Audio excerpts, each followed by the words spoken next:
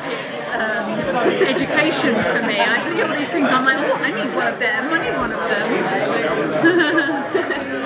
So what's next for Stahma? So what's next for Stahma? Oh, what, you want spoilers? Yeah, right. I'll just tell you the lowdown of the whole thing. It's just she's always been such a dominant character. Yeah. She's always been so JTAG. Now it's a really interesting character for me to play because she is, in many ways, she's one of the smartest and most cunning characters in the room. But yet she comes from such a repressive culture, both based on her caste system. She's almost like aristocracy, back on her own planet of caste, but also as a woman, she really has been brought up in a Gilded age. And everyone wears masks in their lives. We wear masks in our own work, and we wear masks when we're socialising. But usually, you have a home life and a family life, and you have people that you have relationships with that you're able to lose your mask with. And she has her mask on the whole time, even with JTAG. And it was interesting for me in the first season when you see her, lose those moments where she loses control a little bit and the mask slips. And hopefully there's going to be more of that in the second season, and you might get a clearer idea of who she is at her essence. Because I think that when you live in a society that's so repressive, you don't even know yourself who you are. So she's going to be in a process of self-discovery and emancipation. There's a confidence that she was able to manipulate her husband. Does she feel going into season 2 she'll have the same success with her son? Oh, definitely. I mean, Alex a pushover, isn't it? I mean, he's putty in her hands, and maybe his journey will be, asserting his sense of self. If he has one. Can you imagine having parents like JTAG and Stahma to deal with? It's surprising he's as adjusted as he is, really. But I think that she very much. I don't think she feels any fear that she can't contain or control JTAG or Halak. And maybe now we've established that, we can turn it on its head, and maybe she'll run into a few problems. Do you think that maybe she has Kenya stashed away somewhere? She has in a little gimp box or something. I think that she did what she had to do. People are really upset by it because they're like, oh, didn't she love her? Didn't she love her? And it's like, just because Stahma killed her doesn't mean that she didn't have intense feelings for her. They didn't really enjoy their time together. And one of the things about Stahma is she's often telling the truth while she's lying. As she tells Kenya that it's been a meaningful situation for her, she's really kind of biding her time until the poison kicks in and she dies. But it doesn't mean that she doesn't mean truly that it's been meaningful for her. And that she's a very complex woman in that way. It was a new experience for her, and it was a very important experience for her. And I think she'll miss Kenya because I think that she lives in a very lonely world, very lonely little bubble, and she's essentially alone again now. So have you brought any elements to your character that were not necessarily scripted? How have you made the character your own versus what was on paper?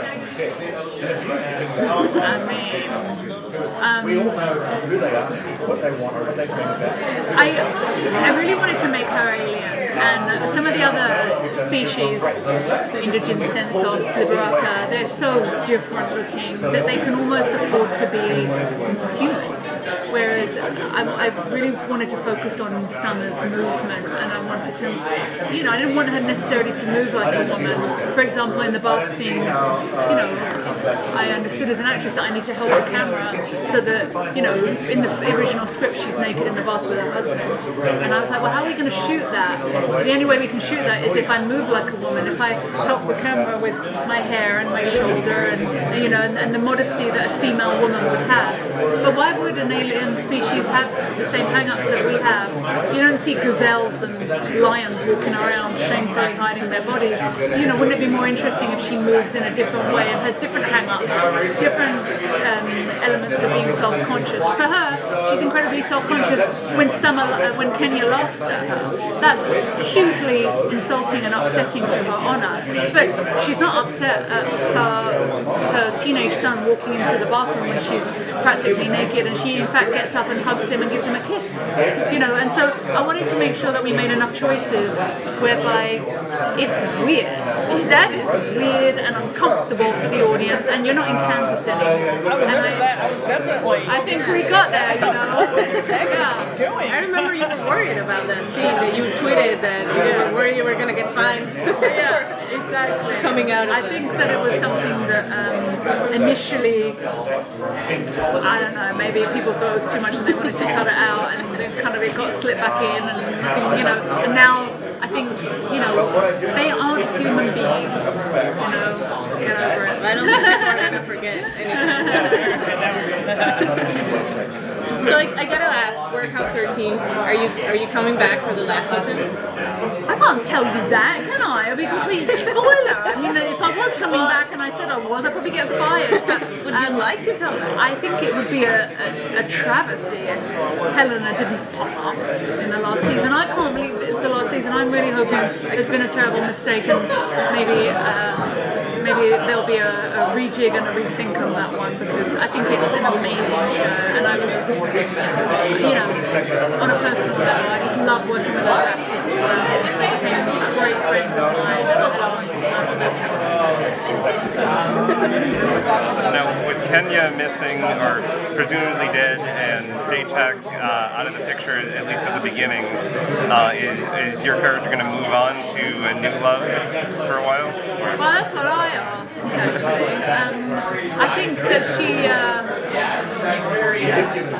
she will kind of feel her freedom in other ways, actually. I think that there's a whole exciting new world to embrace now. Things have been turned truly upon their heads, and maybe Daytag isn't around to be the head of the household. You know, maybe she may try to assume that position, but you know, Alak's not going to like that. So the only way that she's going to be able to do that is through, you know, working him, really manipulating her own son. So you know, it's pretty dastardly, but it's, you know, needs must. Well, now we know what she's capable of. Yeah. Exactly. But I think she's going to miss Kenya.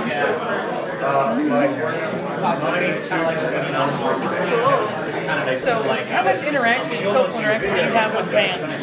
Because the show is so heavily integrated with gaming and social interaction. How much do you personally have? Well, I do most of my interacting on social media, so Facebook and Twitter, and you know, it's really great because you actually have real-time conversations with people that care about the show, and you know, there's people who are on my Twitter feed who I'm big fans of. You know, they make me laugh and they're insightful, and you know, Tony said it, and it's so true. I've read blogs about the show that are so insightful that they've made me want to go back this season and explore other elements that they've actually brought up to me. That, you know, because frankly, you can't be so premeditated that you're showing everything, and the fact that they've picked up on little nuances that you might not have been fully conscious of, you know, I want to expand on those. So they're actually, the back and forth is real, and they're actually influencing my process.